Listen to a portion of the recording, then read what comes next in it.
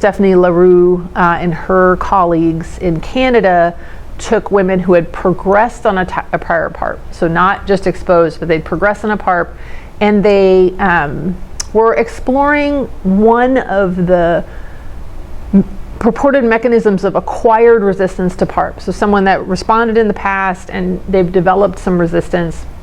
And one of the ways that you develop resistance to PARP inhibitors is, well, in all settings, you upregulate a pathway that restores homologous recombination proficiency by a number of mechanisms. And so one of those pathways is the vascular endothelial growth factor pathway. And so if that's really upregulated through kind of downstream events, you can restore homologous recombination proficiency or the cell's ability to fix itself.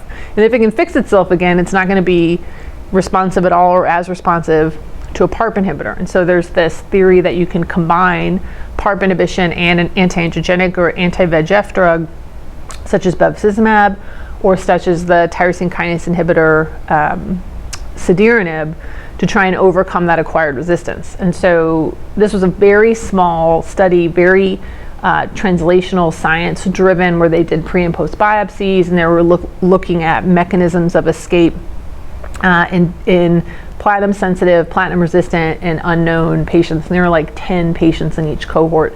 And they did see some responses. There was low numbers, but maybe 2 in each of the 3 groups had responded. So the response rates were low, but again, this is a very small study, so I think it's hard to make efficacy statements from it. But they did, and I think we'll see this in the manuscript, identify